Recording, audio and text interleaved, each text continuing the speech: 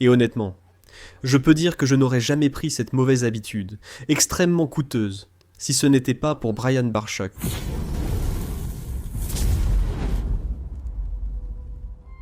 Brian Barchuk fut autrefois la plus grande chaîne de reptiles sur internet. Il reste parmi les meilleurs, donc tu crois qu'il est une bonne influence, non?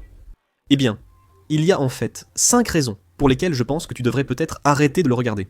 Et par Brian Barchuk, je veux dire la chaîne Brian Barchuk. Nous évoquerons Brian Barchuk à la fin.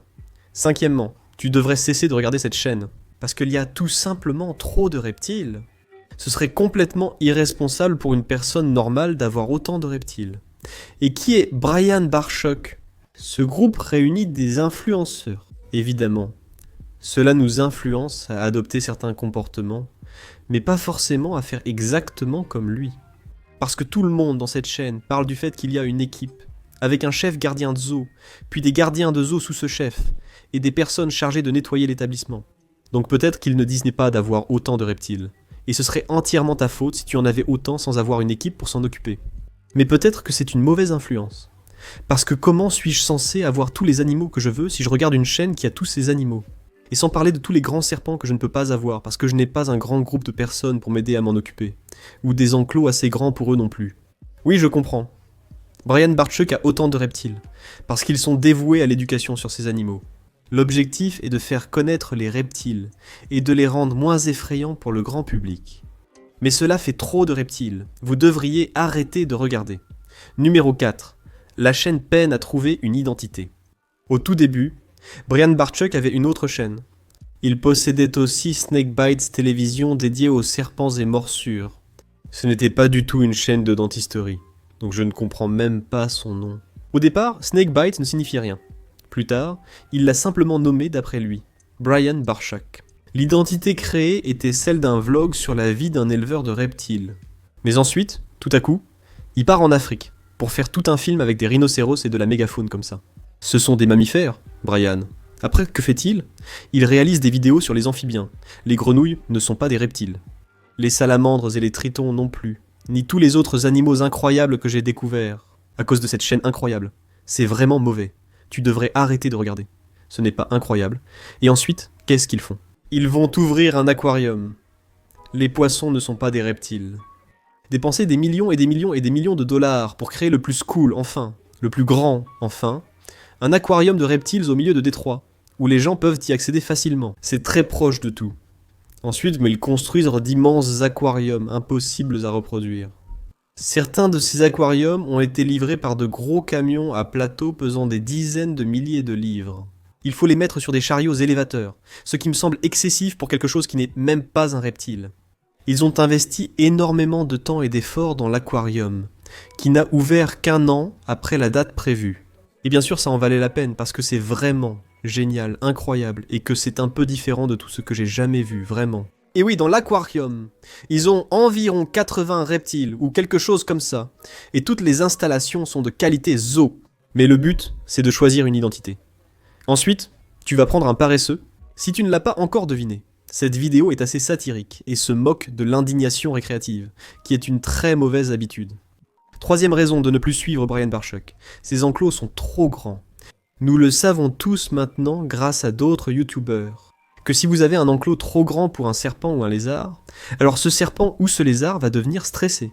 Ils arrêteront de manger, dépériront et mourront, ou pourraient même s'auto-enflammer spontanément. Je n'ai jamais approfondi la question, sauf lu sur Reddit que des enclos trop grands seraient mauvais pour les reptiles, sans explication claire. Donc c'est sûrement vrai, car on ne ment pas sur Reddit. Leurs enclos sont bien trop grands. Donc évidemment, ces animaux sont stressés parce qu'ils ont tellement d'espace. Et offrir des enclos du sol au plafond aux animaux arboricoles comme les pitons réticulés et les boa constricteurs. Un guide d'entretien indiquait qu'il ne fallait que 60 cm de hauteur, donc cela semble un peu du gaspillage d'espace. Ça m'a aussi poussé à agrandir tous mes enclos, j'ai un enclos du sol au plafond grâce à la chaîne de Brian Barchuk. Donc, honnêtement, je peux dire que je n'aurais jamais pris cette mauvaise et extrêmement coûteuse habitude si ce n'était pas grâce à Brian Barchuk. Vraiment. La raison pour laquelle j'ai moins d'argent que je pourrais en avoir, parce que je dépense tout mon argent pour m'occuper de mes animaux, c'est à cause de la chaîne de Brian Barchuk. Voilà comment ça fonctionne. Enclos de 800 gallons ici et là, un de 1500 gallons. C'est très mauvais. Ensuite, cette chaîne est trop négative. Regardez ces miniatures et titres. Il semble toujours y avoir un problème. Peut-être devrais-tu simplement regarder la vidéo. Ton quotient intellectuel est supérieur à ta pointure. Et c'est ainsi qu'on juge. Mais franchement, les titres, c'est très négatif. Tu ouvres la vidéo, tu la regardes, et c'est un message positif, inspirant et éducatif. Et tout le contenu, et c'est vraiment fantastique à regarder. Que ça t'aide dans ta vie quotidienne, et aussi dans la façon dont tu t'occupes de tes animaux. Et en réalité, aucun des animaux n'est jamais vraiment en danger. C'est agaçant de cliquer sur chaque vidéo et passer 15 minutes à les regarder à cause des titres et miniatures accrocheurs. D'accord, cela nous mène au numéro 1. La chaîne est peut-être ennuyeuse car il n'y a pas de drame, contrairement à d'autres, où il y a des disputes et des conflits. Quand je regarde Netflix, il y a toujours du drame.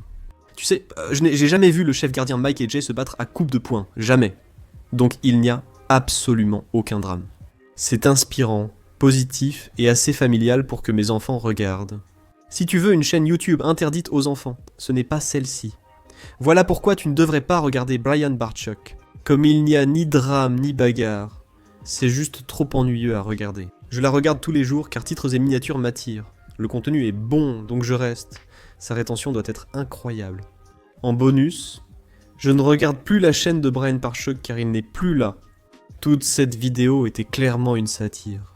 C'est le moment où je deviens sentimental car je regarde la chaîne de Brian Bartchuk chaque jour. Toujours. Ou du moins presque tous les jours. Et je pense que le fait que Brian ne soit plus là est une bonne raison de continuer à la regarder. Avez-vous déjà vu une chaîne perdre son animateur principal tout en gardant la même qualité et valeur de production? Je n'ai jamais vu ça arriver, mais celle-ci l'a fait. Brian a en quelque sorte passé les rênes à son fils, Noah. Et pendant un certain temps, Noah faisait un travail fantastique. Il a choisi de ne pas poursuivre cette vie ni cette chaîne, préférant créer sa propre marque. Il possède aussi une autre chaîne où il réalise un excellent travail. Alors Laurie a pris les choses en main. Elle a pris les rênes. Et franchement, elle dirige cette chaîne dans la bonne direction. Ce n'est pas surprenant, car Laurie a toujours fait ou presque toujours fait partie de l'entreprise. C'est un peu surprenant parce qu'à l'époque, je regardais, ça fait plus de 10 ans que je regarde. Laurie n'a jamais vraiment été du genre à être devant la caméra, mais maintenant elle a complètement pris le rôle d'animatrice principale. Je n'ai jamais vu quelqu'un passer de rarement être devant la caméra à sembler parfois ne même pas vouloir y être. À devenir aussi doué pour être la figure de proue d'une marque.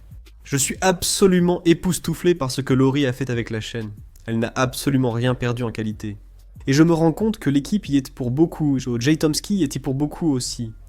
Tout le monde là-bas participe. Mais Laurie a juste repris, disant « Hey, Noah ne veut plus le faire. Ça me va, aucun souci, je prends les rênes, c'est incroyable. » Oui, cette vidéo c'est un peu comme, vous savez, j'adore Brian. J'ai même un tatouage de lui sur la jambe. Chaque vidéo que je fais est positive, mais je veux dire, si vous voulez que je fasse d'autres vidéos. Mais pourquoi ne pas regarder Clint ou Dave ou Jay ou d'autres personnes? Dites-le moi en commentaire.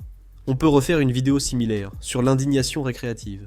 J'attends les commentaires de ceux qui n'ont vu que le titre et la miniature sans regarder la vidéo. Merci d'avoir regardé. Merci pour le like et l'abonnement, on publie 2 vidéos par semaine. À la prochaine!